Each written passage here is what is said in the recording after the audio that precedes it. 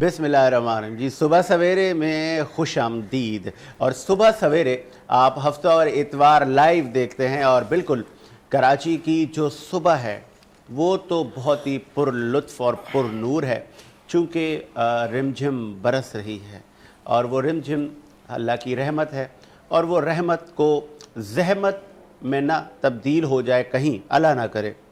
और वो ज़हमत पे तब्दील तब होती है कि जब इंतज़ामी उमूर जिनके हाथ में हों वो गफलत की नींद में हों, वो सत्तू पी के सो रहे हों, तो फिर ये जो रहमतें हैं ये ज़हमतों में तब्दील हो जाती हैं।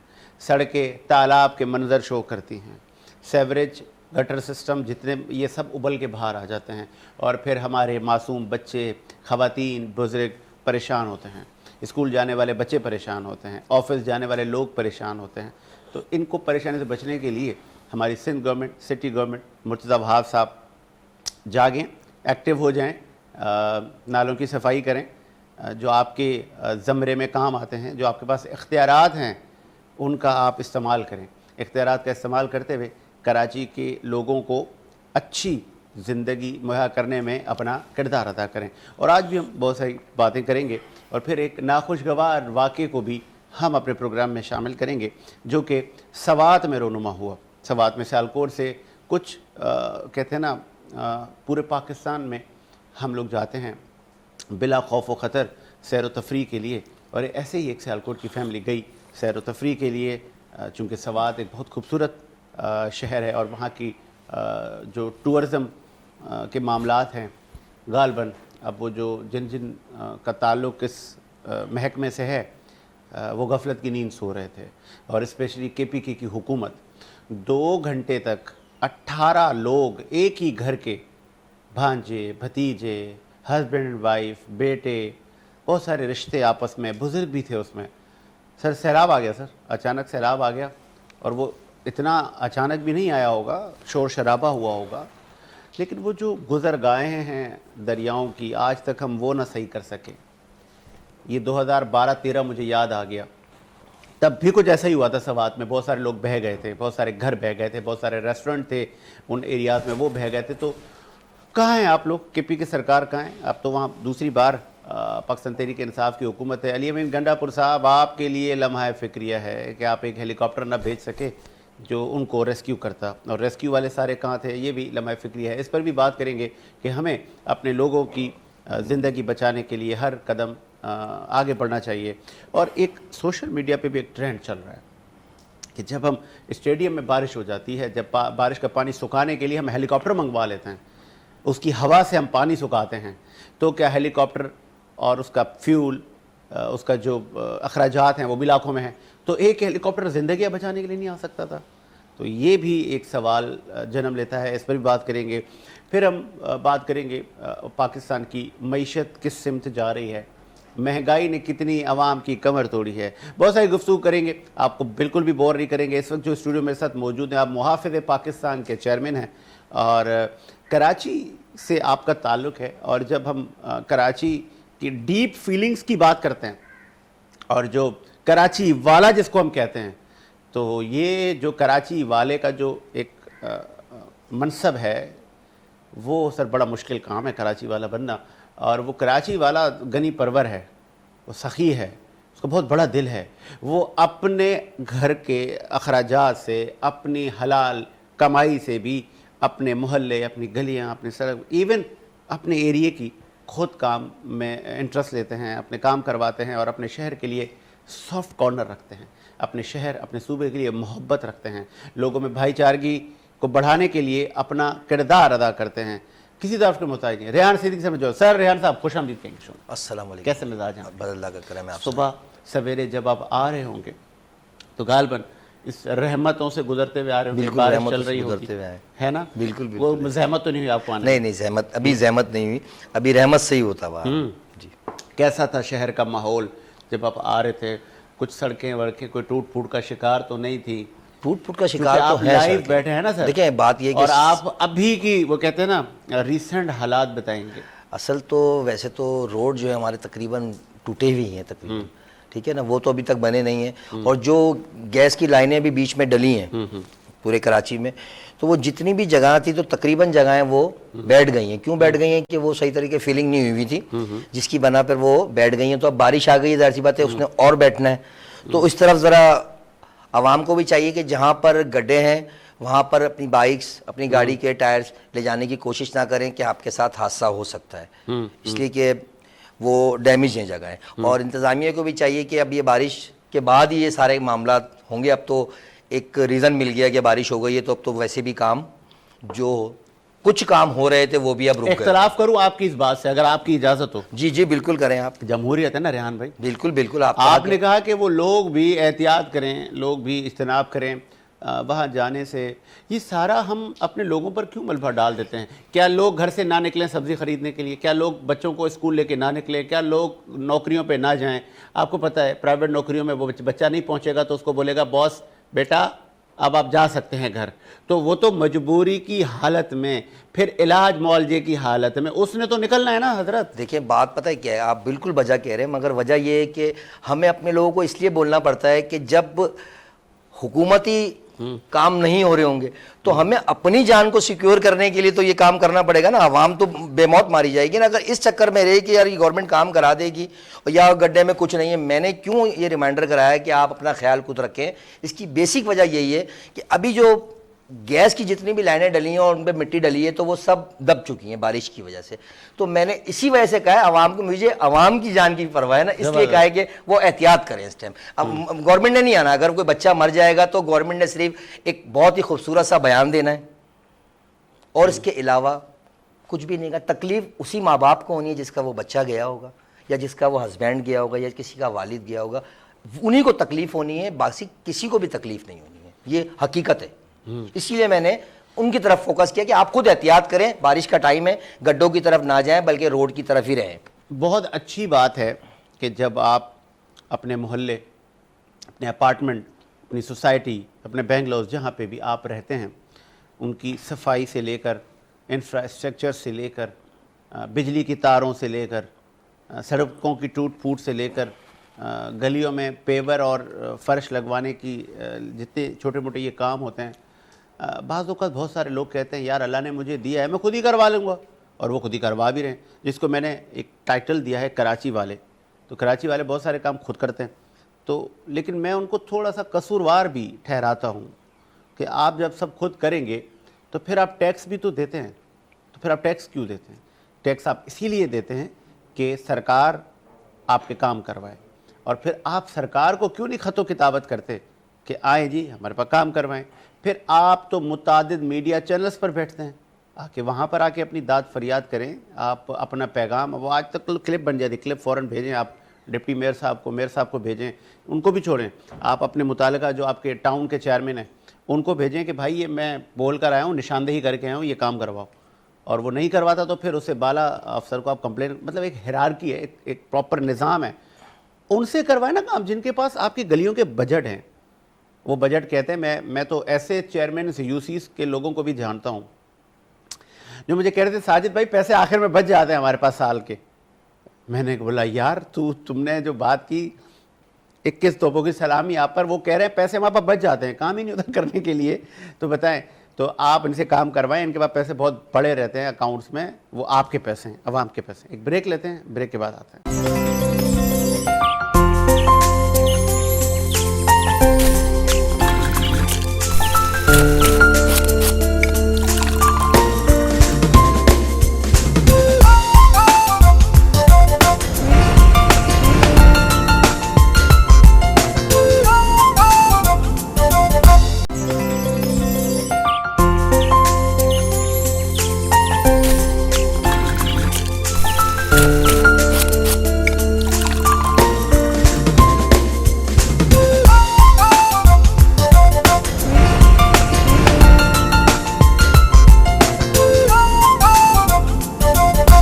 ब्रेक के बाद खुश आमदीद। सुबह सवेरे आप देखते हैं हफ्ता और इतवार सुबह 10 से 12 बजे तक लाइव कोशिश करते हैं हम अपने प्रोग्राम को ज़्यादा बोरिंग इन्फॉर्मेटिव बनाएं, आपके लिए आपको अच्छी अच्छी मालूमात दें, और वो मालूमात किसी एक सब्जेक्ट की ना हो, मुतादिद सब्जेक्ट्स की आपको मालूमात दें, ताकि आप सुबह जब उठें तो एक आपको इंफॉर्मेटिव शो देखने को मिले। रेहान सिद्दीकी साहब हमारे साथ मौजूद हैं और रेहान सिद्दीकी के साथ आगे जो आप सोशल एक्टिविस्ट लगा सकते हैं, आप उसके साथ कोई कारोबारी हदर भी लगा सकते हैं। ये कारोबार भी अच्छा करते हैं, अच्छे बिजनेसमैन भी हैं, तो बहुत सारे टाइटल्स हैं। इन्होंने इलेक्शन में भी कॉन्टेस्ट किया था, तो एक्टिव रहते हैं। अवाम उन्नास की इलाज मुआवजा से लेके बहुत सारे मामलात में ख़ुद को बिज़ी रखते हैं और बहुत अच्छी चीज़ है, बहुत अच्छा ये काम है, लोगों की दुआएं लेना और लोगों के काम आना। आप में से अच्छा मोमिन वो है जो अल्लाह की मखलूक के काम आए। वैसे भी हमें शरीयत मोहम्मदिया बहुत सारे अहकामात देती है जिनको बहुत सारे लोग फुलफ़िल करते हैं, चूँकि उनको अल्लाह का डर है। और ये जो ज़िंदगी है ये वक्ती है, इस वक्ती ज़िंदगी में हमने ख़ुद को ज़ाया नहीं करना, लोगों के काम आना है। हम बात कर रहे थे कराची शहर और कराची शहर के इंफ्रास्ट्रक्चर की, और कराची शहर की जब बात आती है हम तनकीद से दूर भी जा सकते हैं। बहुत बड़ा शहर है, दुनिया में से और भी बहुत बड़े शहर हैं, वहाँ पर भी हालात परफेक्ट नहीं है, वहाँ पे भी मामलात हैं। लेकिन हम अक्सर बात करते हैं विल की और करप्शन फ्री माहौल की। यहाँ पे बहुत सारी अच्छी चीज़ें भी हैं, यहाँ के लोग अच्छे हैं, यहाँ का एटमॉस्फेयर अच्छा है, यहाँ पे बहुत कुछ अब बेहतर हो रहा है। लॉ एंड ऑर्डर की सिचुएशन पहले से बेहतर है। हमने यहाँ पे दहशत गर्दियाँ देखी हैं, हमने धमाके देखे हैं, फिर कवारियत देखी है, तो आगे हमने इसको और बेहतर करना है। रेहान सिद्दीकी साहब, आगे बहुत बेहतर करना है, कैसे बेहतर होगा? इंशाल्लाह ये बहुत ही जल्द बहुत अच्छा हो जाएगा। पाकिस्तान जो हमारे नए चीफ आर्मी स्टाफ आए हैं उन्होंने ये बात कही है अपनी बयान में कि इंशाल्लाह अगले 5 सालों में बहुत ही बेहतर होगा पाकिस्तान। अच्छा, उसमें उनका ही किरदार नहीं होगा, ये हमारी आवाम का भी किरदार होगा। कुछ हम खुद से भी कुछ मामलात हम करने चाहिए अपने इलाक़ों में कि अपनी मदद आपके तहत भी करना चाहिए। अभी आपने थोड़ी देर पहले कहा था ब्रेक से पहले कि ये ज़िम्मेदारी उन यूसीयूज़ की है, बजट आता है उनके। बिल्कुल आपने सही कहा। देखिए, बजट तो सदियों से आ रहा है, मगर काम जो हो रहा है ना वो बजट के मुताबिक नहीं हो रहा। अगर बजट 75% आता है तो काम सिर्फ और सिर्फ 20% का होता है, इसके अलावा होता नहीं है। तो इसीलिए मैंने आवाम पे ज़्यादा जोर दिया कि जो साहिब हैसियत लोग हैं इलाकों में, वो अपनी मदद आपके तहत अपने इलाके को, इसलिए ज़रूरी है हमारे लिए। हम मसाइल हमें हैं, मसाइल उस यूसी के काउंसलर को नहीं है ना नाजिम को है। परेशानी अगर मैं किसी गली में रहता हूँ तो मेरे अपने लोगों को परेशानी है। एक मैं रिक्वेस्ट कर दूँ, पूरे पाकिस्तान भर में आप हमें हमारी नशरियात, हमारे शोज़ को देखते हैं और अच्छे कमेंट्स और फीडबैक देखते हैं। आप लोगों का शुक्रिया, और आप लोगों की ही ख्वाहिश पर हमने स्क्रीन पर नंबर चला दिया है, और वो जो हमारे फ़ोन का रिसीवर है हमने नीचे नहीं रखा, वो हमने ऊपर ही रखा हुआ है।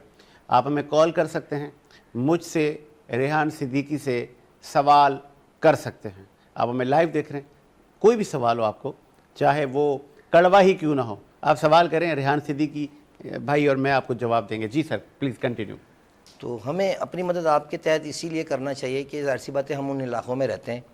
अगर हम उन इलाक़ों में 4 भी साहिब हैसियत है तो हमें चाहिए कि हम चारों मिलकर अपनी ही कम से कम गली को और अपने मोहल्ले को तो कम से कम कवर करें, जो हमारा अखलाकी भी और बुनियादी हक बनता है। इसलिए कि अगर हम इंतज़ार करते रहें कि वो यूसी काउंसलर करेगा या नाजिम आके करेगा तो और तबाही से तबाही होती जाती है। इसलिए कि गलियां टूटी हुई थी और उससे ज़्यादा मज़ीद बदतर होती चली जाएंगी।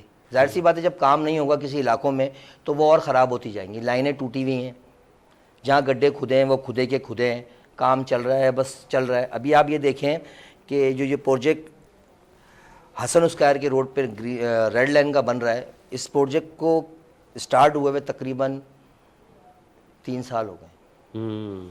ठीक है, ये अभी तक कंप्लीट अभी हाफ भी नहीं हुआ है। ऐसा ही है। तकरीबन मेरे ख्याल से कुछ 7 और 8 टर्मिनल बन चुके हैं इनके। इसके अलावा अभी टर्मिनल भी नहीं बने। रोड तो बहुत दूर है, टर्मिनल भी नहीं बने। और इसके अलावा जब पहले आप लाहौर जाके देख लें, लाहौर का काम, मरीम नवाज़ को शाबाश है। अभी आप लाहौर जाएं, स्कूलों में भी जा रही है, स्कूलों में लैपटॉप भी दे रही है, मतलब काम हो रहा है। तो आपको चाहिए कि सिंध को भी, हुकूमत को भी चाहिए कि काम करे ना यहाँ पर, मतलब अपने आम लोगों को दे ना। शर्जील इनाम मेमन साहब और सूबाई वज़रा सिंध काबीना के, ये असेंबली में भी बहुत सारे अरकान ने पार्लियामेंट ने ये बात की कि सीएम पंजाब मरीम नवाज साहिबा की परफॉर्मेंस से हम मुतमईन हैं। बिल्कुल तो मुतमईन। रेहान सिद्दीकी साहब फिर पंजाब चले जाएं। नहीं, वजह ये कराची के भी कुछ काम अच्छे हैं। अच्छा, हाँ ना, तो अच्छी वही है ना, बल्दिया मैं कह रहा में हूं मैं अच्छी बात भी तो करें ना परसों में एक दोस्त की आयादत के लिए गया, तैयब कादरी साहब है, उनकी आयादत के लिए गया हूं मैं। हॉस्पिटल बनाया है पीपल्स पार्टी ने, अच्छा, तबीयत खुश हो गई, कमाल हो गया ना। यकीन करें आप, और पैसे भी फ्री। भुट्टो साहब याद आ गए? नहीं, बिल्कुल, भुट्टो साहब तो वैसे ही फेवरेट हैं, भुट्टो साहब और बेनजीर साहिबा तो वैसे ही मेरी फेवरेट हैं। उन्होंने जो भी काम किए मुल्क के लिए अच्छे किए। एक मैं अप्रिसिएशन बनती है सिंध हुकूमत की, और फिर आप अप्रिशिएट कीजिएगा। Sir, really appreciate all of you. और जहां हम निशानदेही करते हैं वहां हम तारीफ भी करते हैं, हम सराहते हैं आपके काम को। रेहान सिद्दीकी साहब ने हॉस्पिटल का नाम लिया, और पीपल्स पार्टी और आपकी गवर्नमेंट बेहतरीन हॉस्पिटल बना रही है। बेहतरीन हॉस्पिटल, वेरी वेरी नाइस। मैंने खुद देखा जाके, ऐसा नहीं कि मतलब किसी की बात, अपनी आंखों देखा है, और कोई पैसे चार्ज नहीं। 6 लाख रुपए का खर्चा उस पेशेंट पे हुआ है, मगर कोई 1 रुपया भी अस्पताल ने लिया। डॉक्टरों ने कहा आप दुआ कीजिएगा हमारे लिए। बताएं, ये कमेंट्स हैं, है ना। तो ये इनका काम है। और बहुत सारे काम हैं जो अभी नहीं हो रहे, कोशिश कर रहे होंगे, हो सकता है कि करें। लेकिन रोड जो है ना कराची के, वो उस टाइम बिल्कुल तबाह है। ये मुर्तज़ा आपको रिक्वेस्ट कर सकते हैं, ये रिक्वेस्ट बिल्कुल बिल्कुल। मेयर कराची साहब, अहले कराची आपको रिक्वेस्ट करते हैं, आप हमारी सड़कें अच्छी बना दें। ये आपकी काम है, और रियली अप्रिशिएट आप अंडरपास, फ्लाईओवर्स के काम करवा रहे हैं, रूफ टाइल्स भी लगा रहे हैं। हम आपकी कामों की तारीफ़ करते हैं। अक्सर आपको शिकवा रहता है कराची वालों से कि इनको मेरे काम नजर नहीं आते। नहीं, बिल्कुल काम जो कर रहे हैं वो नजर आ रहे हैं हमें, ऐसा नहीं है कि हमें नजर नहीं आ रहे, नजर आ रहे हैं। और हम आपको लाइव शो में अप्रिशिएट कर रहे हैं। इसी बिल्कुल अप्रिशिएट करते हैं उनको कि भाई वो काम जो कर रहे हैं वो हमें नजर आ रहे हैं। जो बकाया है वो आप ही ने कर रहे हैं, अभी आपकी हुकूमत बाकी है। तो कराची को जो मेन शाहराह रोड है ना, कम से कम उनको बना दिया जाए। बहुत सारी जगह ऐसी जो टूटी है। वालदा मरहुमा फौजिया वहाब साहिबा भी आपको याद कर रही होंगी, और गालबन वो आज भी हमारे बीच में है।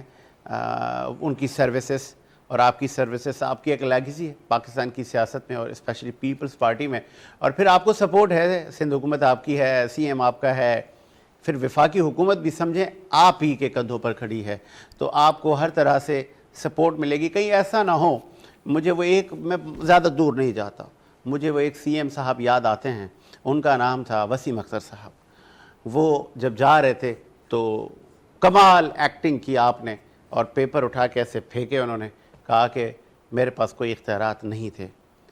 उनको ये भी न पता चल सका कि अगर आपके पास इख्तियारात नहीं थे तो आप कैसे विराजमान थे इस नशिस्त पर।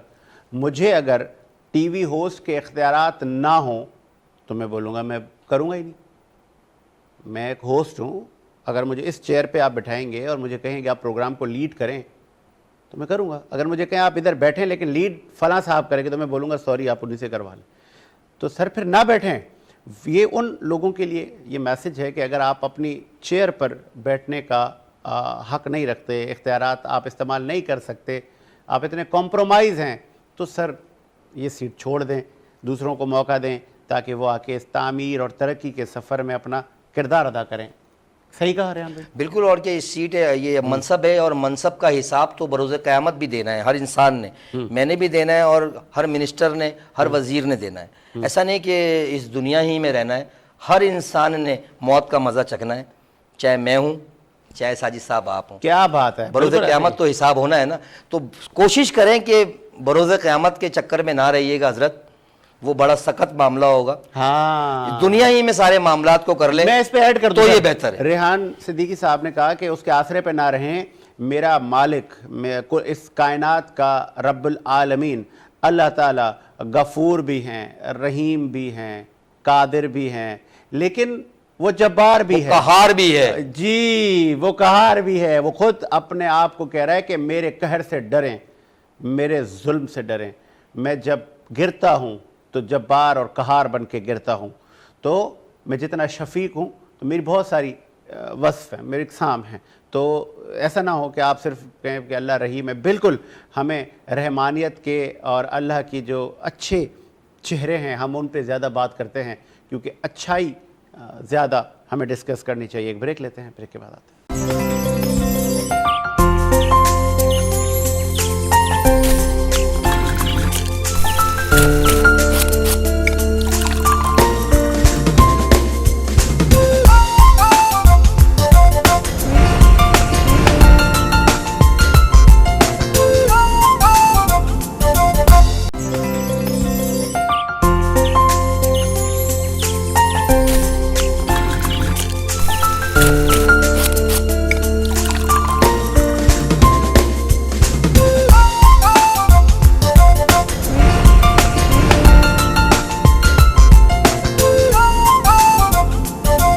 ब्रेक के बाद खुश आमदीद। सुबह सवेरे में एक मरतबा फिर से हाजिर खिदमत हैं और इस सेगमेंट में हमें ज्वाइन किया है आपकी तवील आपका जर्नी है सहाफ़त की दुनिया में और निजी टीवी के आप ब्यूरो चीफ भी हैं। मुतादिद अदवार आपने मुल्की सियासत और सहाफ़त की देखे, फिर कराची शहर की पल से आप वाकिफ़ हैं। चूँकि आप जिस शोबे से ताल्लुक़ रखते हैं तो इंतज़ामी उमूर जिन शख्सियात के हाथ में हैं वो अक्सर आपके टीवी शोज़ में, आपके चैनल में आते हैं, आपके बड़े गहरे मरासिम हैं उनके साथ। तो आपसे भी हम जान लेंगे कि बारान रहमत बरस रही है और ये रहमत जहमत में तो तब्दील नहीं हो रही। हमारे लोग जाग रहे हैं, इंतज़ामी उमूर जिनके हाथ में हैं वो एक्टिव कितने हैं, शहर के हालात क्या हैं, गालबन वो अभी ड्राइव करके आ रहे हैं। और कराची में देखने वाले और न सिर्फ पाकिस्तान में, स्क्रीन पर हमने एक नंबर भी चलाया, हमारे प्यारे सलीम भाई सुबह सुबह उठ के आते हैं और वो आके नंबर चलाते हैं, हमें सर्विसेज प्रोवाइड करते हैं आपके लिए ताकि आप ये शो लाइव देख सकें। शाह साहब कैसा आ रहे आप आए तो सब ओके था, सड़कों पे पानी भी नहीं था, कुछ आपको इंतज़ामी लोग नज़र आए? बिस्मिल्लाहिर्रहमानिर्रहीम। आगाज़ अच्छी गुफ्तगू, अच्छा टॉपिक। साजिद, बात ये है कि तमाम मीडिया के जो लोग हैं वो तकरीबन ही हुकूमत सिंध के पीछे पड़े रहते हैं और एक साफ़ी होने के नाते अच्छी बात करना, गलत को गलत कहना, सही को सही कहना, ये हक बनता है तमाम सहाफ़ती इदारों से वाबस्ता लोगों का। सच्चाई ये है कि सेवरेज का सिस्टम जो है, निकासी आपका मामला, वो काफ़ी हद तक बेहतर है, लेकिन जो अफसोसनाक बात है वो ये है कि इंफ्रास्ट्रक्चर की मेंटेनेंस नहीं हो पा रही, जिससे सड़कों में गड्ढे हैं, शगाफ़ें, मेन हॉल्स के जो है वो ढक्कन नहीं है, जिसकी वजह से हादसा रूनुमा हो रहे हैं। तो ये तकलीफ़देह हैं, ये तकलीफ़देह हैं, क्योंकि एक सड़क के ऊपर अगर कंटिन्यू खड्डे आ रहे हैं तो इसका मतलब है कि इग्नोर किया जा रहा है ना उसकी मेंटेनेंस को। तो शाहराह फैसल को छोड़ के अगर मैं देखूं तो मैं भी आई चुंदरीगढ़ रोड से चला हूँ तो मुझे वहाँ की सड़कें, उस तरफ अंदर गलियों में, बंस रोड वाली साइड पे रोडों की अबतर हालात मिली, जिसकी वजह से बाइक वाले ख़ास तौर पे वो हादसे का शिकार हो रहे हैं, लोग गिर रहे हैं। तो हुकूमत को तवज्जो देनी चाहिए कि पैचिंग ज़रूरी है, कम से कम अगर पूरी सड़क नहीं बना रहे तो पैचिंग करके इन हादसा से तो लोगों को बचाएं।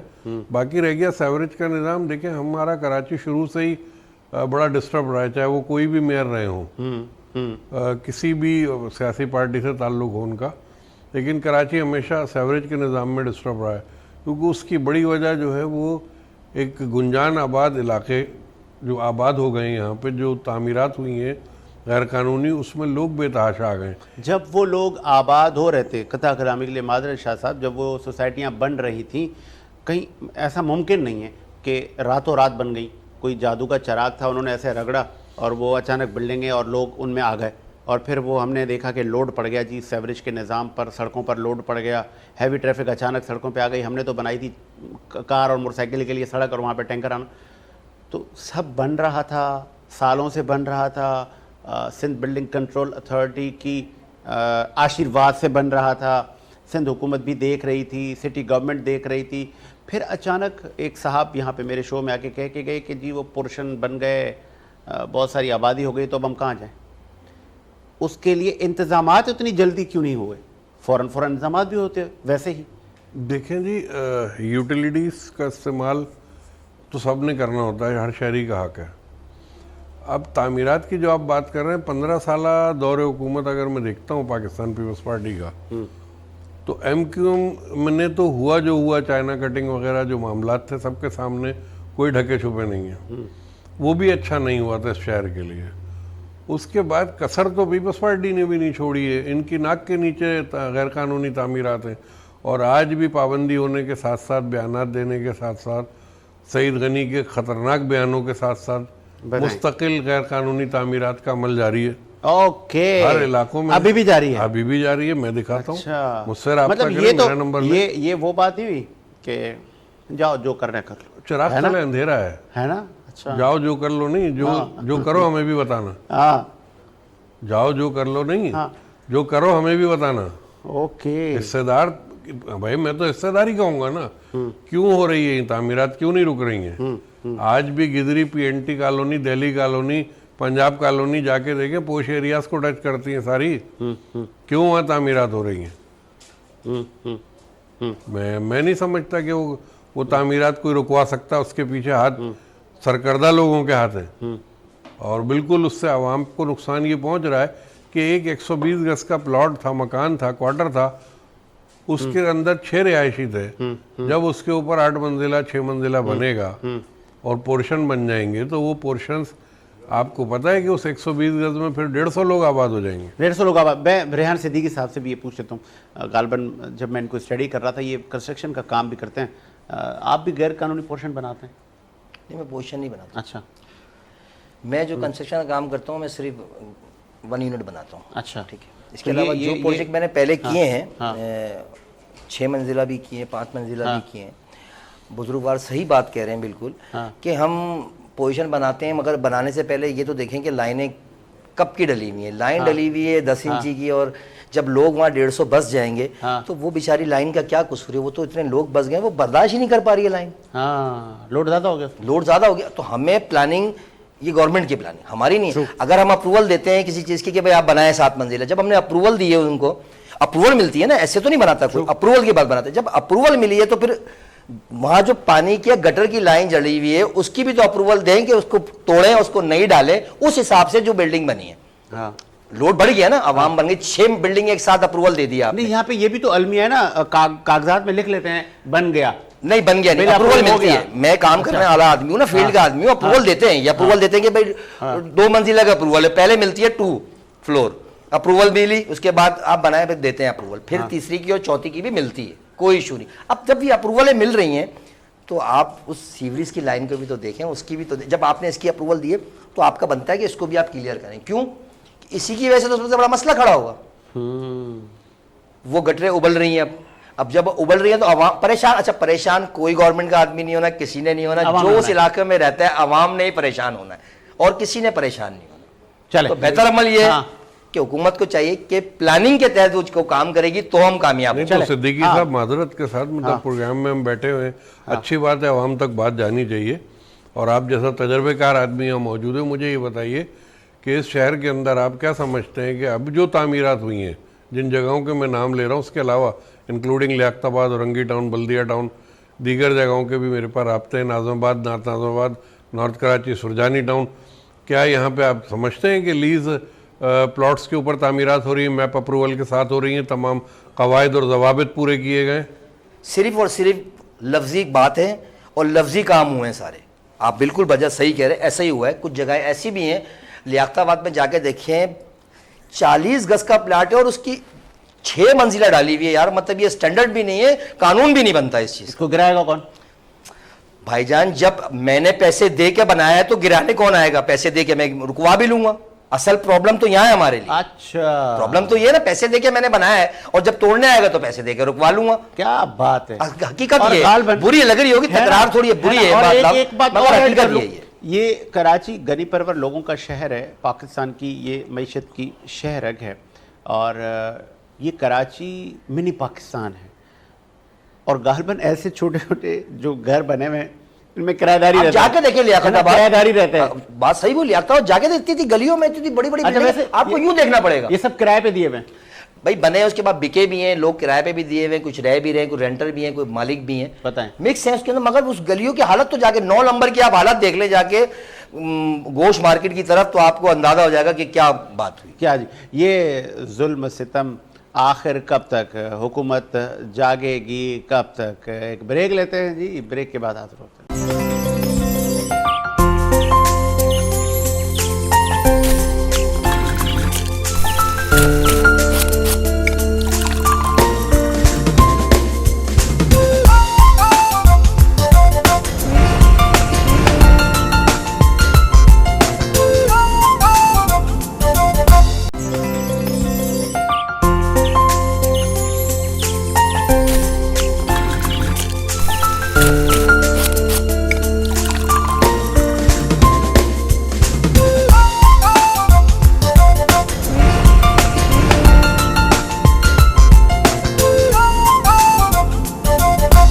ब्रेक के बाद खुश आमदीद। हम बात कर रहे थे तामीर, तरक्की, खुशहाली, इंफ्रास्ट्रक्चर और कराची के हालात पर।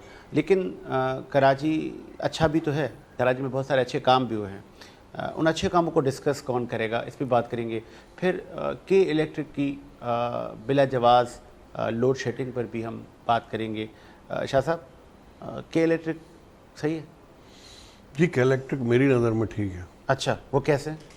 वो ऐसा ठीक है कि अगर एक कॉलोनी है, उसके अंदर मिसाल दे रहा हूँ, फॉर एग्जांपल 100 लोग रहते हैं, 100 कंज्यूमर हैं केई के, और वो 100 के 100 जो हैं वो सियासी पार्टी के वोटर हैं और उन्होंने कुंडा डाला हुआ है और वो बिल नहीं पे कर रहे हैं, एक घर में 3-3 ऐसे चल रहे हैं, तो वहाँ उनका जिम्मेदार कौन है? गवर्नमेंट की अपनी रिकवरी पूरी नहीं है। मुझे पता है किस सरकारी दफ्तर का बिल कितना है और कितना पेंडिंग में चल रहा है, और मैं कोई मुना सलवी की पैरवी नहीं कर रहा यहाँ पे। उनको उनका मैं स्पोक पर्सन बन के नहीं बैठ रहा हूँ, लेकिन मैं बात बड़ी सीधी कर रहा हूँ कि इतने ड्यूज हैं कि लोगों को फिर वो रिकवरी भी नहीं करने देते, मार पिटाई करते हैं, गाड़ियों तो को फिर यहाँ पे रोकते हैं। अगर एक चीज़ ऐड करूँ शाह साहब, जान की अमान पाऊँ, तो मोनस अलवी साहब को अगर इतने मुश्किलात हैं कि इलेक्ट्रिक खसारे में जा रहा है तो छोड़ दें। यार As per आप my बड़ी अच्छी information, बात कर रहे हैं, आप जो बड़ी मुझे अच्छी बात कर information रहे है, हैं, आप बड़ी अच्छी बात कर रहे हैं। बात यह है कि गवर्नमेंट अगर देख रही है कि कई गलत है या आप देख रहे हैं, तो आप उसके सब्स्टिट्यूट में कोई और कंपनी भी उतार दें, 2-3 भाई यूफोन आ गया, टेलीनॉर आ गया, मोबिलिंग चल रहा है, वारिद चल रहा है, आप उतार देना कंपनी कोई और, जब भी तो पैसे कम हो गए, वरना आउटगोइंग 10 रुपए की, इनकमिंग भी 10 रुपए की थी। वो वक्त आपने भी गुजारा है, मैंने भी नहीं गुजारा तो है। सरकार उतारे ना सर, ये तो तो गवर्नमेंट के उतारे काम है ना। अब एक कंपनी है, उसको भी अगर उठा के बंद कर दिया जाए तो फिर तो ये हम बैठे प्रोग्राम भी नहीं कर रहे होंगे यहाँ पे अंधेरे में। तो बात ये केई की रिकवरी जो है वो चोरों की पूरी एक दुनिया बसी हुई है, ठीक है। तो उसमें नुकसान ये हो रहा है कि रिकवरी चोर जो है पैसे खा रहे हैं, चले मैं रिकवरी हम जैसों से हो रही है, जो हम मैं शाह सब्सक्राइबर साहब, हैं, अब जब चूंकि पेमेंट दे रहे हैं। मुख्तलिफ मौजूआत पे बात करते हुए सिलसिले को, प्रोग्राम को हम आगे बढ़ा रहे हैं, तो क्या आपको लगता है कि के इलेक्ट्रिक निजी प्राइवेट कंपनी में घूस मुलाजिम, करप्ट मुलाजिम नहीं है? बहुत सारे ऐसे करप्ट मुलाजिम हैं जो खुद कुंडे लगवा के देते हैं। देखें, ऐसा मुतअद्दिद जगहों पे देखा गया, लेकिन जिस एरिया में मैं मौजूद हूँ वहाँ ऐसा सिस्टम नहीं है। वहाँ चोरी हो रही है, बिल्कुल मेरी आंखों के सामने, मेरी नाक के नीचे हो रही है, और मैं देख रहा हूँ कि रिकवरी नहीं हो रही। उसकी सज़ा बिल पे करने वाला भुगत रहा है, क्योंकि मैं 11 घंटे की लोड शेडिंग भुगत रहा हूँ, मेरा काम रुकता है, मेरा डिपार्टमेंट मीडिया इंडस्ट्री ऐसी है, कभी भी बंद नहीं होती, हमें खुद सोने को नहीं मिलता, हमारी नींदें पूरी नहीं होती हैं। तो जब 11 घंटे हमारे यहाँ लाइट नहीं होगी तो आप अंदाज़ा कीजिए कि हम कहाँ खड़े हुए हैं, ना ऐसी किसी काम का है, ना सिस्टम चल रहा है, ना वाईफाई चल रहा है। तो ये तमाम चीज़ों को फेस कर रहा कौन है? जो बिल पूरा भर रहा है। तो वो लोड शेडिंग की जद में 6 मकान आ रहे हैं, जो 100 में से 4 मकान बचे हैं, 6 मकान बचे हैं, वो पेमेंट कर रहे हैं, वो फंस गए। तो ये गर्दाब है पूरा। मोना सलवी जब बैठे थे मीटिंग में वजीर आला के साथ, तो वो उस वक्त भी कह के उठे थे। तो उस वक्त नजमी आलम साहब का भी रिसेंटली थोड़े दिन पहले बयान आया, जब हज पे गए, हज पे जाने से पहले, कि भाई हमने बात करी है लोड शेडिंग के हवाले से, लेकिन ये भी एक बात है कि कुंडे और चोरी का सिस्टम बहुत ज़्यादा है, रिकवरी नहीं हो रही है, कम करेंगे दौरानिया। पर कम कर सकते हैं आप कुछ नहीं कर सकते, क्योंकि 2000 से ऊपर का लोड तो मिल ही रहा है ना कराची शहर को, वो दे तो रहे हैं, कोशिश करके पूरी तो कर रहे हैं। अब एक घर के अंदर चोरी के कुंडे के ऊपर अगर 4 स्प्लिट चल रहे हैं, 4 एसी चल रहे हैं, 2 फ्रिज चल रहे हैं, क्योंकि चोरी की बिजली है, तो वो हक किसका मारा जा रहा है? जो पूरे इलाके में एक एसी वाले को मिलना चाहिए था, एक फ्रिज वाले को। शाह साहब ने खुद कहा कि मैं मोनिस अलवी साहब का स्पोक पर्सन नहीं हूँ, अब मैं इन पे हमला करने वाला हूँ। शाह साहब, बारिश की 2 बूंदें गिरती हैं, सारे फीडर उड़ जाते हैं, ट्रिप हो जाते हैं, टाक टाक टाक, शहर अंधेरे में। अब यहाँ पे कौन सी पत्तियाँ डालेंगे आप? देखिए, मैं आपको बताता हूँ कि इतना नाकस निज़ाम है, क्योंकि पोल लगे हुए हैं पुराने, ठीक है, लाइनें हैं पुरानी। अब तो वो पोल और वो लाइनें चेंज कौन करेगा? एक सेकंड, वहीं आ रहा हूँ। अच्छा। अब हो क्या रहा है कि नई तामीरात, नया लोड, नई पीएमटीज, इस तरफ भागना पड़ रहा है उन लोगों को, कई वालों को। अच्छा, अब नाजायज़ तामीरात जहाँ होती हैं, सबसे पहले आप देखिएगा बिजली के मीटर लग जाएंगे। हाँ, बिल्कुल ऐसा ही है। सबसे पहले बिजली के मीटर मीटर लग लगेंगे, जाएंगे। फिर गैस के कनेक्शन मिलेंगे। हाँ। और उसके साथ साथ जनाब आला जब हम देखते हैं कि यार यहाँ बिजली गैस आ गई है, हाँ हाँ हाँ, आप चलें जी, तो ये घर तो ले सही लें। जगह होगी, यहाँ पैसे दे मरो। हाँ ठीक है। अब यहाँ सिस्टम ये आ जाता है कि वो नाक़िस निज़ाम लोड की शक्ल लेता है, फिर जब बारिश पड़ती है तो उससे जानी नुकसान होने का ख़तरा होता है। मुझे याद है कि आज से 3 साल पहले की बारिश में और 2 साल पहले भी काफ़ी लोग बिजली के करंट से जो है वो हाँ। हलाक हो गए इस शहर के अंदर। तो कई जब ये देखती है तो अपनी वो कारकर्दगी छुपाने के लिए कि हमने नाक़िस कारकर्दगी की हुई है, हमने जगह जगह पे जहाँ नहीं देने, कोर्ट भी कहती है कि ये इनलीगल बिल्डिंग थी, आपने कनेक्शन क्यों दिया यहाँ, तो वो छुपाने के लिए वो फीडर ट्रिप का बहाना है। असल मकसद जो है लाइट बंद करना होता है कि हादसा कोई ना हो जाए। फिर जब देखते हैं कि माहौल कहाँ कहाँ करंट चेक हो गया है, क्या सेटिंग है, फिर आहिस्ता आहिस्ता वो बहाल होना शुरू होती है। चले। हमें कुछ और बताया जाता है। हमें कुछ और बताया जाता है। अब हम चूँकि इख्तिताम के करीब हैं, तो अब हम ऐसे सब्जेक्ट को ले आएंगे जो कि हमारी नस्लें संवारने में जो लोग किरदार अदा करते हैं। गालबन आप समझ गए होंगे कि अक्सर हमारी आने वाली पीढ़ी को सुधारते हैं हमारे स्कूल्स, हमारे असातिज़ा जिनका एजुकेशन फील्ड से वास्ता है, वो बच्चों की तालीम तरबियत कैसी कर रहे हैं, हमारे स्कूल, हमारे कॉलेज, हमारे यूनिवर्सिटीज़ कैसे जा रहे हैं। कहीं नशा हमारे स्कूल, कॉलेजेस, यूनिवर्सिटियों तक तो नहीं आ गया, वहाँ के बच्चों को तो डैमेज नहीं कर रहा। इस पे भी बात करेंगे। सिद्दीक साहब, स्कूल सही चल रहे हैं सारे? हम नहीं, सारे नहीं थे। हमारे ज़माने में जब हम स्कूल पढ़ा करते थे तो उस टाइम तो स्कूल माशाल्लाह अच्छे थे और टीचर भी बहुत अच्छे थे। मगर अभी प्राइवेट स्कूल पे लोगों का फोकस ज़्यादा है, माँ बाप प्राइवेट स्कूल पे दाखिला कराने में ज़्यादा तो कोशिश सरकारी स्कूल सरकारी में स्कूलों ना की टीचर नहीं होते इमारतें, ना। सरकारी स्कूलों की इमारतें बिल्कुल इतना बोसीदा हो चुकी हैं कि उनमें बच्चे किस तरीके से बैठेंगे। कुर्सियाँ, कितने स्कूल ऐसे हैं जहाँ कुर्सियाँ और टेबलें भी मौजूद नहीं हैं, सिर्फ हाजिरियों पे, तनख्वाहों पे तनख्वाह लिए जा रहे हैं लोग। ना निज़ाम पूरा है, सिर्फ और सिर्फ जितने भी वहाँ पर स्टूडेंट हैं वो गिनती के स्टूडेंट हैं, वो भी सिर्फ कागज़ों में हैं, है नहीं, कागज़ों में हैं। स्कूल कोई भी है, मैं आपको जेके दिखा सकता हूँ, नॉर्थ कराची में, नाज़ाबाद में स्कूल दिखा सकता हूँ गवर्नमेंट के, कोई ख़ास नहीं है, कोई ख़ास ना तवज्जो है। क्यों तवज्जो नहीं है? पहले ज़माने हमने भी तो पढ़ा है वहीं से, सब कुछ हमने वहीं से किया है। प्राइवेट की तरफ लोग ज़्यादा भाग रहे हैं। क्यों भाग रहे हैं? कि वहाँ पर बच्चों को कोई देखभाल ही नहीं है। तो हम बनवाएं ना, हम जाएं, देखिए ये हम इंटरेस्ट देखिए लेंगे वजह तो वजह वो, पता है क्या है? देखिए सरकार हरकत में आएगी। प्राइवेट स्कूल अभी इस टाइम पे आप देखें 2 कमरों का 3 कमरों का मकान लेके भी लोग बना रहे हैं। गवर्नमेंट के तरफ से तो अलाउ नहीं है, अप्रूवल भी नहीं है, इसकी एनओसी मिलती नहीं। एनओसी उसी स्कूल को मिलती है जिस स्कूल के साथ छोटा सा ग्राउंड होगा उसको अप्रूवल मिलती है कानूनी तौर पर, ठीक है। मगर यहाँ तो मैं आपको दिखा देता हूँ चल के, 3 कमरे 4 कमरों का मकान लेते हैं, स्कूल की एनओसी लेते हैं और स्कूल तैयार करते हैं और बस दाखिला किया, पढ़ना शुरू। कोई कौन पूछेगा? कौन? कोई टीचरों की ट्रेनिंग नहीं।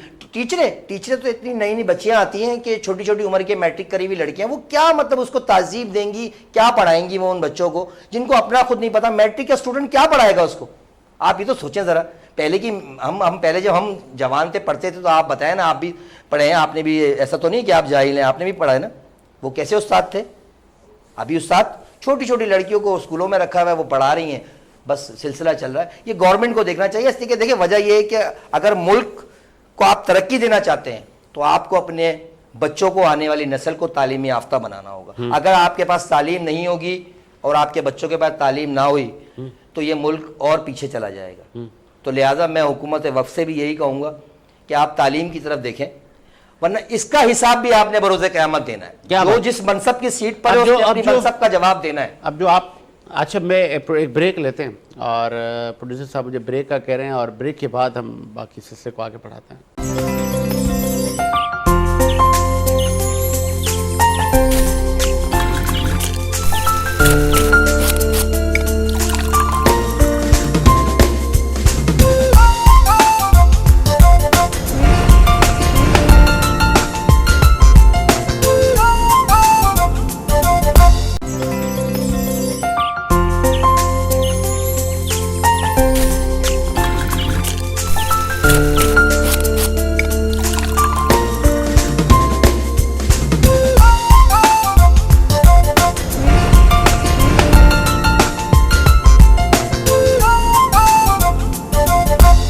ब्रेक के बाद खुश आमदीद सुबह सवेरे में एक बार फिर से हाजिर खिदमत है। और तालीम और तरबियत कैसी जा रही है?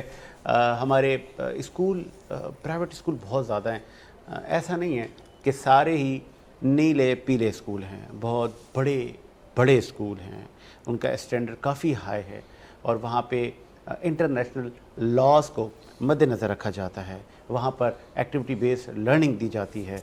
लेकिन क्या कहें, मज़ाफ़ाती कॉलोनीज़ में, मज़ाफ़ाती इलाक़ों में छोटे छोटे स्कूल बनाए जाते हैं और फिर जब वो छोटे छोटे स्कूल होते हैं तो वहाँ पर छोटे छोटे टीचर्स होते हैं और फिर ऐसे टीचर्स आप हायर ना करें खुदारा। पहले तो ऐसे स्कूल ही ना होने चाहिए। फिर उनमें जो अस्ताज़ा हैं, एक टीचर एक बहुत बड़ा पेशा है और फिर आपने उसको बना दिया 3 से 5 हज़ार या 10 हज़ार रुपये माहाना। क्या होता है आजकल इतने पैसों में पाकिस्तान में? और मेरे ख्याल में एक मज़दूर की तनख्वाह भी 37 से 40 हज़ार है। शाह साहब, लम्हा फ़िक्रिया बिल्कुल है। और मैं कहता हूँ कि मजाक तालीम के साथ और वैसे भी दोहरा में आ रहा हमारे मुल्क में तालीम का अगर जो है वो उसमें यकसानियत हो, एक जैसा मेयार हो, तो हर बच्चा एक ही क्वालिटी से तैयार होना शुरू होगा और मुस्तकबिल की जो मेमार है ना हमारे, ये नफ्सियाती मरीज हो जाते हैं। क्योंकि एक बच्चा जा रहा है वो गवर्नमेंट के स्कूल में और एक प्राइवेट में जा रहा है तो दोनों की मेंटल लेवल बिल्कुल डिफरेंट है। तो वो तरबियत भी फिर वैसे ही पा रहा है, वो अंदर अंदर कुड़ रहा है और वो जो है वो एक दूसरे तरीके से लग्जरी लाइफ को एंजॉय कर रहा है। बहरहाल ये चीज़ें तो मेरा ख्याल है ख़त्म नहीं हो सकेंगी। एक अरसे से सभी आवाज़ उठा रहे हैं और ये सिस्टम इसी तरह चल रहा है। नहीं, अभी सिंध हुकूमत के मैं वो देख रहा था, काफ़ी मुझे अच्छा लगा कि उन्होंने ब्रिटिश काउंसिल से मिल के टीचर्स की ट्रेनिंग का प्रोग्राम का आगाज़ किया, जिसमें पहले फ़ेज़ में ग़ालिबन 30,000 टीचर्स को ट्रेनिंग देंगे, पहले 1,000 को, फिर ये सिलसिला बढ़ता जाएगा। अब जब सिंध हुकूमत अपने गवर्नमेंट के जो टीचर्स हैं उनको ट्रेन करेगी, अब वो ट्रेन क्या करेंगे, उनकी लैंग्वेज पे काम करेंगे, उनके सब्जेक्ट पर काम होगा, तो यही कोई हुकूमत हरकत में आए। और तो इस ये तरह तो के अब जो क्यों हो रहा है? 15 साल से हुकूमत क्या कर रही है? बड़ी मतलब देर कर दी, मेहरबान आते आते आ तो गए। वही तो ना, एक पूरी जनरेशन बाहर निकल गई है, पीछे नुकसान होता चला है। दूसरी बात मैं ये कहूँगा साजिद कि टीचर ट्रेनिंग और अच्छा माहौल फराम करना बच्चों के लिए तालीमी इदारों में बहुत ज़रूरी है। लेकिन आज का जो अहम सवाल है वो ये भी है साथ में कि आप मुंशियात की लानत को तालीमी इदारों से उखाड़ने में अभी तक नाकाम हैं। काफ़ी हद तक कोशिश की जा रही है, नज़र रखी जा रही है, चेक एंड बैलेंस भी देखने में आ रहा है, हमें पता है, और गिरफ्तारियां भी अमल में लाई जा रही हैं, लेकिन मुकम्मल इस माफिया पे काबू नहीं पाया जा सका जो बच्चों को इस तरफ राग़िब कर रहे हैं।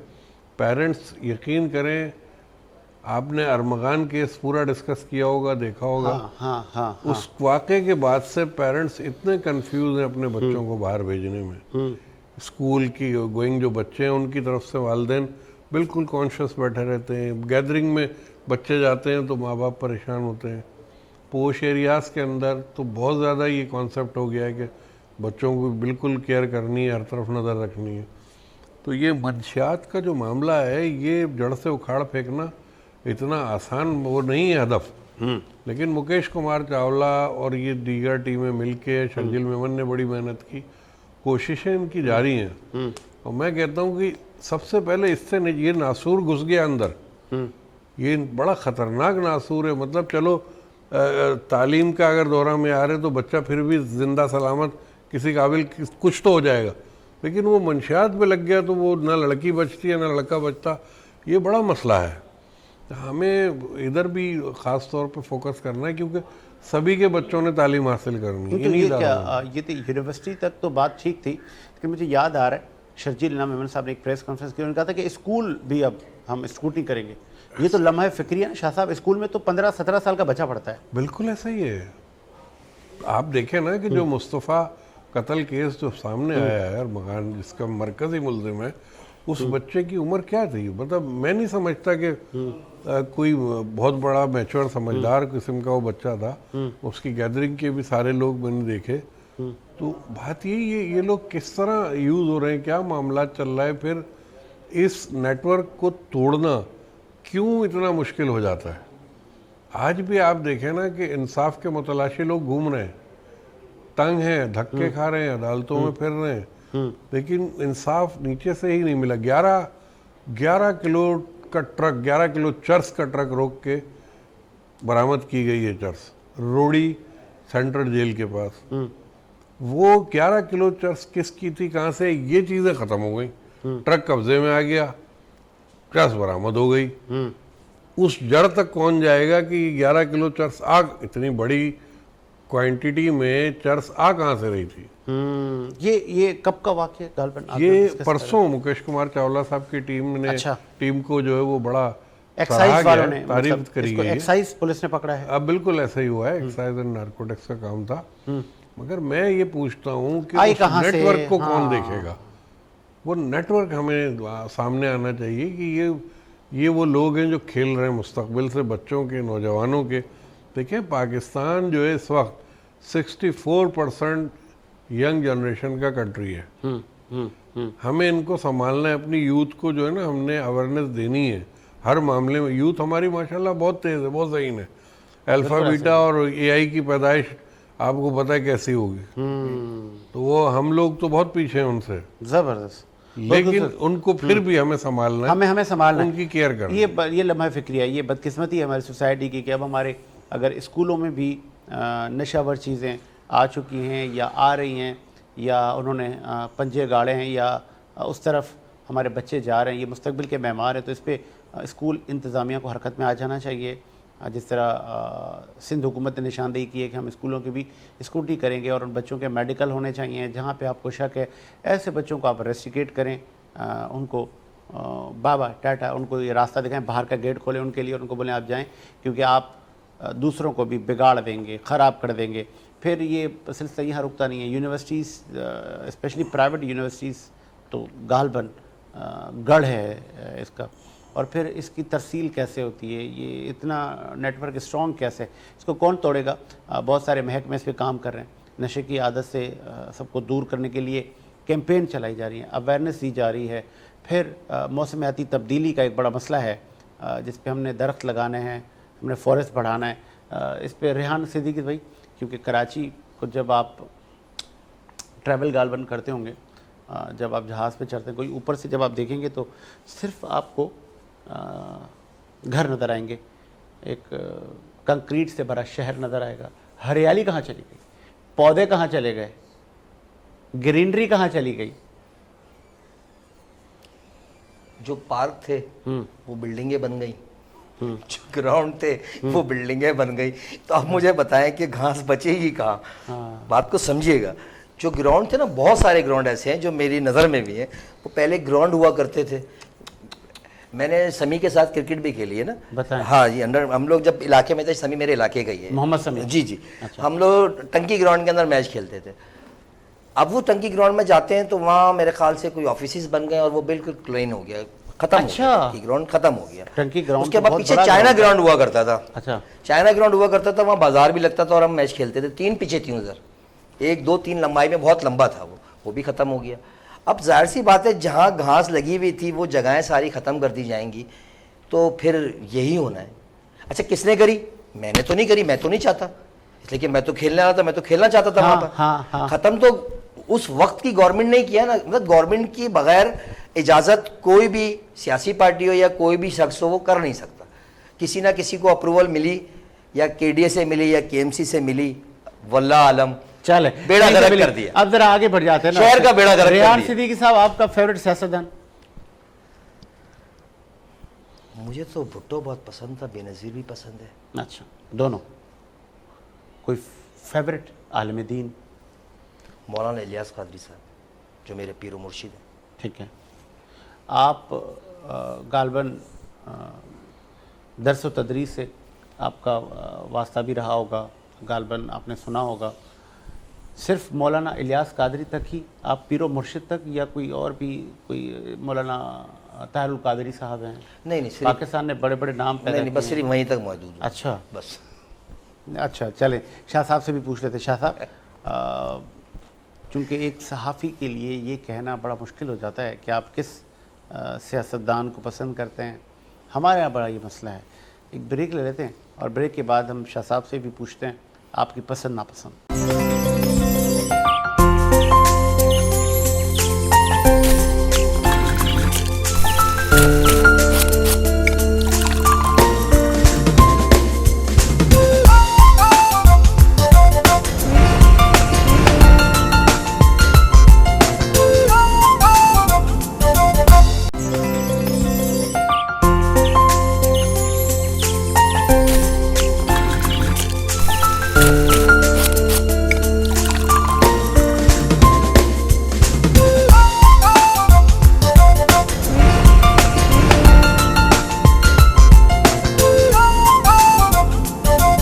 ब्रेक के बाद सर खुशामदीद। और ब्रेक से पहले हम शाह साहब से पूछ रहे थे पसंद नापसंद, तो उनसे पूछ रहे थे कि बहुत ज़्यादा बड़े लेवल पर पाकिस्तान के सियासतदानों ने पाकिस्तान की पार्लिमानी सियासत में अपना किरदार अदा किया और इस मुल्क को बहुत सारे तरक्की और खुशहाली के फेसेस से डिवाइड किया। 90s से लेके आज तक, उससे पहले भी बहुत सारे OIC इजलास भी भुट्टो साहब ने करवाया और फिर एक नारा ये भी लगा था कि हम घास खाएंगे, एटम बम बनाएंगे।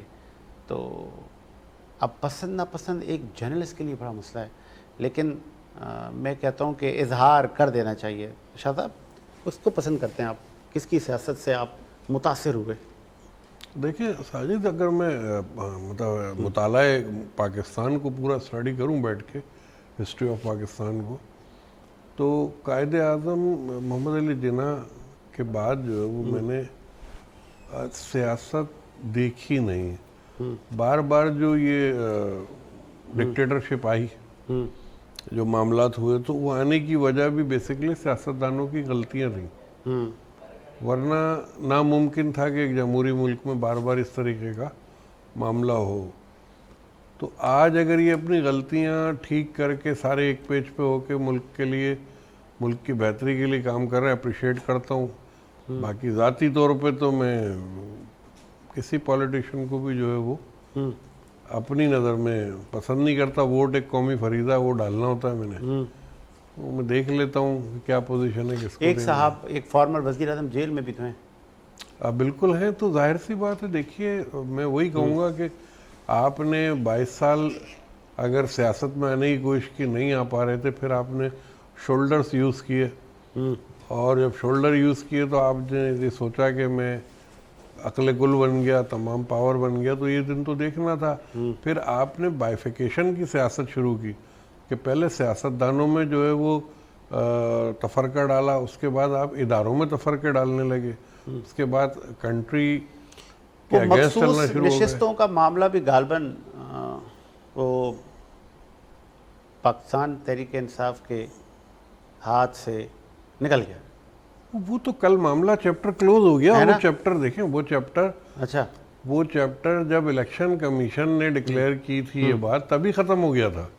एज पर लॉ बात की थी इलेक्शन कमीशन ने, उसको तो बेवजह जो है वो चैलेंज किया गया था, और उस वक्त के जो लोग थे अदलिया में, उन्होंने उस पर जो है वो कलअदम करार दे दिया था, और ये सब चीज़ें जो है वो रोल बैक की थी। फिर अपील पे अपील गई, तो ये जो वेस्टेज ऑफ टाइम हुई है 77 सीटों की, ये बड़ा जुल्म हुआ है जमहूरियत के अंदर पाकिस्तान के ऊपर।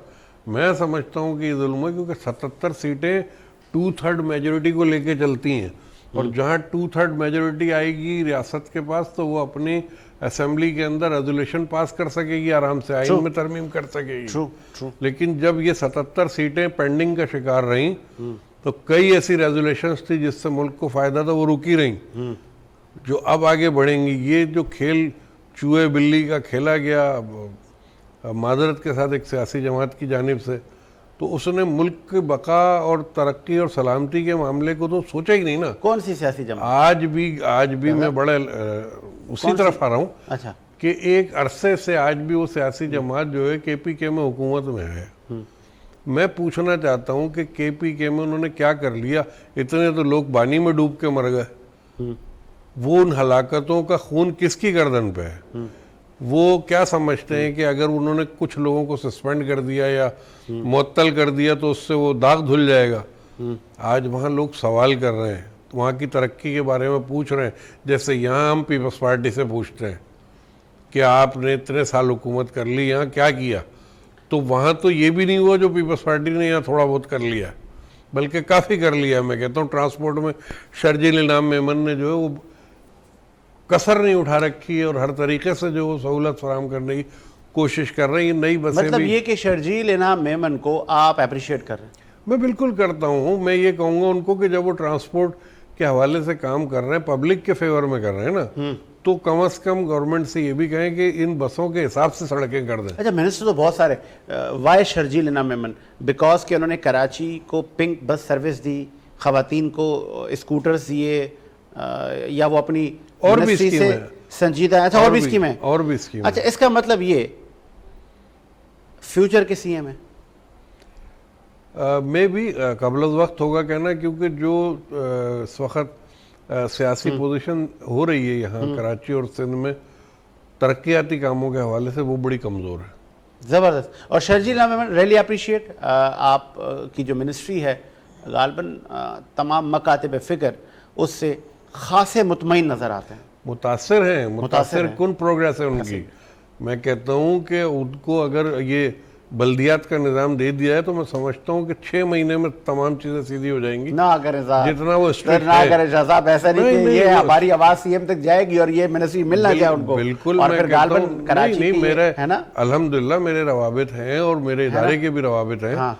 और मुस्तकिल बुनियाद पे हम चलते हैं साथ। लेकिन मतलब आप ये सिफारिश कर दी सीएम साहब को कि ऐसे मिनिस्टरों को ये आप दे दें? प्रोग्रेस देखी जाती है। चले, हाँ, प्रोग्रेस देखी जाती है, कौन मेहनत कर रहा है। देखिए, टारगेट अगर दिया जाता है मिनिस्टर को तो वो मिनिस्टर अवाम के लिए काम कर रहा है ना, पार्टी के लिए काम कर रहा है और अवाम के लिए कर रहा है। ट्रू। अब अवाम खुश होगी तो पार्टी के लिए भी बेहतरी होगी। तो शर्जील इनाम मेमन के अलावा मुझे किसी की प्रोग्रेस दिखा दीजिए आप पॉजिटिव, मैं मान जाऊंगा आपको कि हाँ यार सईद गनी ने ही काम कर दिया, या जो है वो अपना दूसरे नासिर शाह साहब काम कर रहे हैं। मुझे मतलब कोई इम्प्रेसिव चीज़ नज़र नहीं आ रही जो अपील कर रही हो पब्लिक को। महकमा वर्क्स एंड सर्विस के मिनिस्टर हैं हाजी अली हसन ज़रदारी साहब, उनकी नाक के नीचे अब्दुल मजीद नामी और उनकी फैमिली करप्शन में तर है, मुब्तला है, बहुत सारी फाइलें तैयार हो चुकी हैं, कार्रवाई क्यों नहीं हो रही?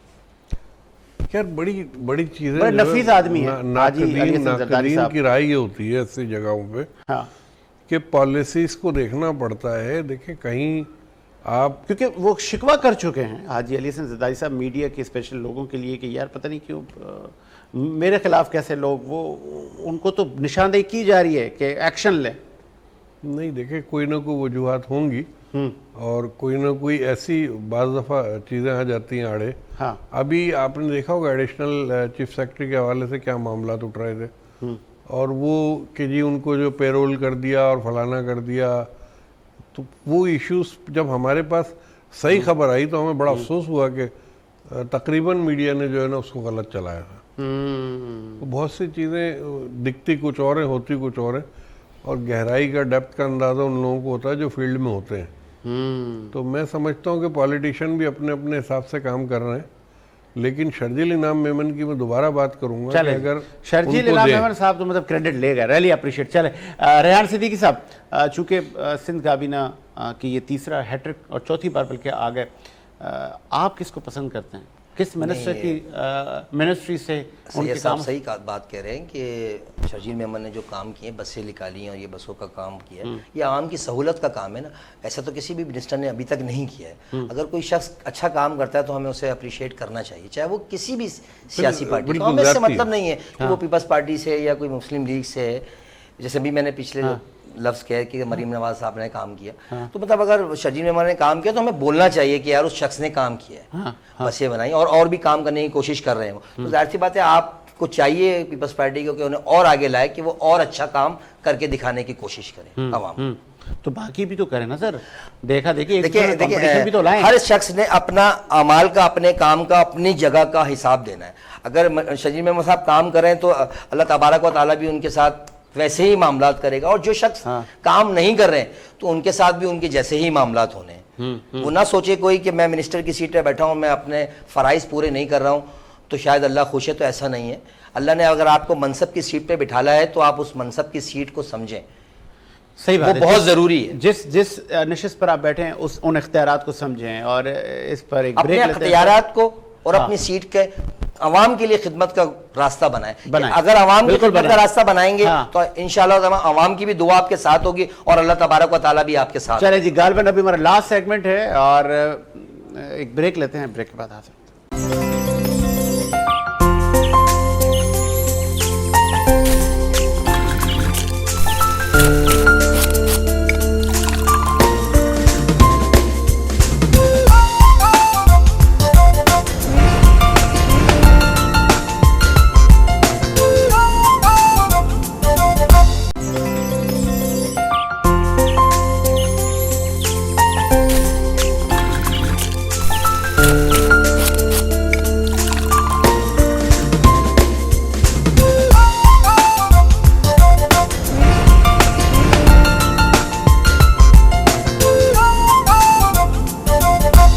ब्रेक के बाद खुश आमदीद। आगे बढ़ाएंगे सिलसिले को और आखिरी सेगमेंट आ चुके हैं और लास्ट में हम कंक्लूजन की तरफ जाते हैं कि हल क्या होगा इसका, रिज़ल्ट क्या आएगा इसका, आवाम क्या करे, इसका कंक्लूड करें, इन तमाम चीज़ों को सम कर दें हम आखिरी सेगमेंट में कि अब तजावीज़ क्या दी जाएँ आम आदमी को। शाह साहब, एजुकेशन से लेके कराची का इंफ्रास्ट्रक्चर और फिर हम कुछ आइनी पार्लिमानी मामलात को हमने आज के प्रोग्राम में छेड़ा। आज का नौजवान, आज का शहरी, स्पेशली कराची का शहरी क्या करे, उसको क्या तजवीज़ देंगे कि बस गुजारा करे? भाई जैसी सड़कें हैं, जैसा एटमॉस्फेयर है, जैसी बिजली जाती है, ऑल्टरनेट करें, लाइटें ख़रीद लें, बिजली जाए तो आप दिया जलाएं, एक एमरजेंसी लाइट रखें या फिर बाहर चले जाएं, क्या करें? मैं जब 6 साल का था मेरे भाई, तो 71 की जंग हो रही थी, तो मेरी वालदा ब्लैक आउट में मुझ पर पंखा जल रही थी हाथ का। वो पंखा आज भी मैं अपने ऊपर जलता हूँ। ओ, ये जहाँ से चला था कहाँ, वही हूँ आज भी, वहीं हूँ आज भी। बताएं। ठीक है, आज भी ये सड़कें चीख चीख के कह रही हैं रहम कर दो कराची शहर पे। आज भी रात के वक्त जो है वो रोड लाइट्स न होने की, स्ट्रीट लाइट न होने की वजह से इन शहरियों के जानो माल को डकैत लूट रहे हैं। आज भी टूटी हुई खड्डे के ऊपर गाड़ी ब्रेक करती है तो वहाँ पे शहरी को बाकायदा तौर पे क्रिमिनल्स का सामना करना पड़ता है। पॉइंट्स बनाए हुए क्रिमिनल ने कि यहाँ गाड़ी ब्रेक करेगी, लाजमी यहाँ पे गन पॉइंट पे ले लो। हुकूमत को ये सोचना है कि आवाम बेचारी हर तरफ से पिस रही है। लोड शेडिंग, गैस की लोड शेडिंग, ना गैस है, ना बिजली है, ना पानी है, ना सेवरेज का निज़ाम है, ना सड़कों का निज़ाम है। आप इंटीरियर सिंध चले जाइए, वो बेहतर है आपके कराची से। आपको नवाबशाह देखें, आप सक्खर देखें, नासिर शाह ने सक्खर को बना दिया। सक्खर में क्या फैसिलिटीज हैं जाके तो देखें आप। शायद आप काफी दिन से नहीं गए होंगे, आप जाएं। नासिर शाह ने बड़ी मेहनत की हो। ठीक है। तो बात ये है कि कराची के साथ जो सलूक हो रहा है वो सलूक सब मिलके कर रहे हैं। मैं हुकूमत एमक्यूएम की भी है इतनी सीटें, नहीं, वो तो एमक्यूएम क्या कर रही है? नहीं शाह साहब, यहाँ पे फिर एमक्यूएम कहती है कि भाई इख्तियारात एमक्यूएम का सियासी गढ़ यही है। नहीं तो इख्तियारात नहीं है ना साहब। तो क्या इख्तियारात की बात कर रहे हैं? क्यों इन्होंने बाइकाट किया भाई? बल्दियाती इलेक्शन से क्यों बाइकाट किया? हलवा रख के दे दिया ना किसी को। नहीं, वो तो एक सियासी स्ट्रैटेजी कह सकते हैं। बस स्ट्रैटेजी कह लें आप, या फिर वो कह लें कि मीठा मीठा हवा हो गया। तो ये मुल्क जो है हमारा वो मुतहम्मिल नहीं है मज़ीद किसी तरह कायदे हिज़्ब इख्तिलाफ अली खुर्शीदी चीख चीख कर निशानदेही कर रहे हैं, हुकूमत को बता रहे हैं यहाँ पे काम करने की ज़रूरत है। देखें साजिद, क्या एमक्यूएम के किसी एमपीए के पास फंड नहीं आ रहा? नहीं आ रहा फंड एमएनए के पास? नहीं, मेरी इन्फॉर्मेशन में नहीं। देखें आता है, अच्छा, फंड आता है, एमपीए का फंड भी आता है, एमएनए का भी आता है। वो इलाकाई कामों के लिए होता है। जरूरी नहीं है कि मेयर कराची सारा ठेका लेके बैठ जाएगा। आप भी रोड पे निकले भाई, फिक्सेड वाला वो क्या नाम है उसका, आलमगीर को कोई ढक्कन के पैसे देता है? हाँ, कोई उसको कहता है कि जाओ ढक्कने लगा दो सड़कों पे? कोई उसको कहता है झाड़ू लगा दो जाके? कोई उसने तो वो ट्रैक्टर भी खरीदा हुआ है ना, वो ट्रैक्टर कोई इसको आता है। ये दूसरा हमारा जो एनजीओ चला रहा है, इसका क्या नाम है, वो बड़ी एनजीओ जो जफर, हाँ जफर, जफर को कोई जबरदस्ती कह रहा है जाके लोगों को खाना खिलाओ? हाँ, काम करने वाले काम कर रहे हैं, आज भी मेमन कम्युनिटी के कुछ लोग ऐसे हैं जो अपार्टमेंट और मकान बना के मुस्तहक लोगों को दे रहे हैं, बिल्कुल बेच ऐसा ही। नहीं रहे, बिल्कुल ऐसा ही, बिल्कुल ऐसा सही ही। कह रहे हैं। मुस्तहक लोग हैं भाई। आप करना तो चाहें भला, इस शहर का भला, मेगा सिटी है, मिनी पाकिस्तान है, यहाँ से सब खा रहे हैं, कमा रहे हैं, टैक्स यहाँ से मिल रहा है, सबकी नजरें कराची के ऊपर गड़ी हुई हैं। जबरदस्त। तो मेरे जबरदस्त। भाई इसको कुछ दे भी तो दो। दे भी तो दो। और यहाँ इसके पे दरख्त कौन खा गया, वो बात हो रही थी सारी हाँ, आपकी हाँ, बात। हाँ, दरख्त कौन इसके खा गया? दरख्त तो नाजायज तामीरात खा गई। बिल्कुल ऐसे ही है। वो पूरे जो है वो दरख्त काट करके वहां पे तो नाजायज तामीरात हो चुकी हैं। अब बिल्डिंगें खड़ी, अब तो कुछ कॉलोनियां और कुछ गैर कानूनी ऐसी बस्तियां आबाद हो गई हैं जहां हवा तो दूर की बात है, मोबाइल के सिग्नल भी नहीं आते, सांस कैसे लोगे आप? ऐसा ही है। एक एप्रिसिएशन भी हम देते जाएं सिंध के शहर सक्कर के एसएसपी अजहर मुगल साहब को, जो कि आईटी का इस्तेमाल करते हुए अपनी टीमें तश्कील देकर वहाँ पर जो लॉ एंड ऑर्डर की सिचुएशन है उसको बेहतर करने में अपना किरदार अदा कर रहे हैं, और फिर जो पुलिस के अंदर काली भेड़ें हैं उनका भी कला कमा कर रहे हैं, और वहाँ पे इस वक्त जो अमन अमान की सूरत हाल है वो भी खासी बेहतर है। तो really appreciate sir Azhar Mughal साहब, बनती है जब आप काम करते हैं तो अप्रिसिएशन भी बनती है। सिद्दीकी साहब, कंक्लूजन की तरफ हम आ रहे हैं, क्या करे कराची का शहरी? देखिए, कराची का शहरी को भी इस टाइम चाहिए कि वो बस अल्लाह का से दुआ कीजिए। अच्छा। इसलिए कि पिछले तकरीबन मैं जो समझता हूँ कि 15-20 सालों में कोई बेहतर मंसूबा नहीं काम हुआ। जो काम हुआ था मेरे नज़र में वो नेमतुल्लाह के टाइम पे जो अप्रूवल हुई थी चीज़ें, वही काम हुए। इसके बाद कोई काम खासे तौर पे नज़र नहीं आए। रोडों पे चेपियाँ तो लगी हैं छोटी छोटी, इसके अलावा कोई काम नहीं हुआ। क्या लगी हमें हैं? जो चेपियाँ दोबारा? कहते हैं हम लोग उसको कहते हैं अच्छा, चेपी। अच्छा, छोटी- तो छोटी- पतंग फट जाती थी बचपन में, हम चेपी हाँ, लगा, हाँ, वो हाँ, चेपी होती है जो छोटे से रोड को बाबा बनाने वही की। होता है। ठीक है, वही हो रहा है। अच्छा। हमें ज़रूरत जो है इस टाइम पे बहुत सख्त ज़रूरत है सीवरेज की लाइनों को नया डलने की। कुछ काम हुए पीपल्स पार्टी की अभी हुकूमत में, कुछ नाले बने, यूसुफ गोड की तरफ जो नाले जा रहा है वो नाला बना है, कुछ और नाले बने, जियाउद्दीन की तरफ नाले बने, जो पीपल्स पार्टी ने काम कराए। ठीक है, अभी बहुत से काम बाकी हैं, इसलिए कि आवाम जो है ना आपकी तरफ देख रही है। क्यों आपकी तरफ देख रही है?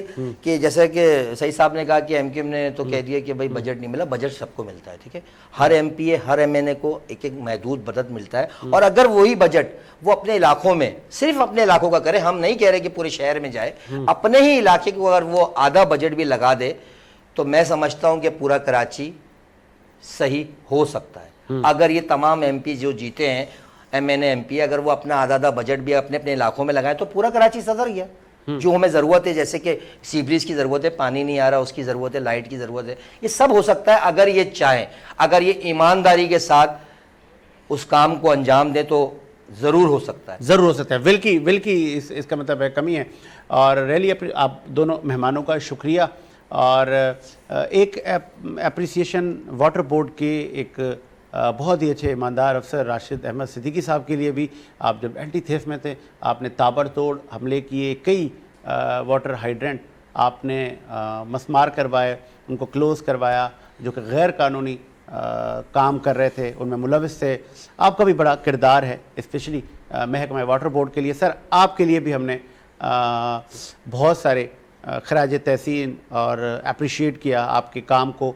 इसी तरह आप मुल्क व मिल्लत की खिदमत करते रहें, इसी तरह अपने महकमे की खिदमत करते रहें। मुझे, साजिद हुसैन, मेरी पूरी टीम को, सलीम भाई को, शहजाद भाई को, रहमान से लेके अदनान और हमारे अनवर भाई और राशिद का शुक्रिया, मुनव्वर का शुक्रिया कि आप सब मिलकर इस ट्रांसमिशन को चलाने में अपना किरदार अदा करते हैं। इसी उम्मीद के साथ मेरा मुल्क शादो आबाद रहे। एक नाम मैं भूल गया सर, वो नाराज़ हो जाएंगे मेरे भाई, बाबू जाहिद का नाम भूल गया था मैं। तो जाहिद, आपका भी शुक्रिया। मुझे साजिद को इजाज़त दीजिए। अल्लाह हाफ़िज़।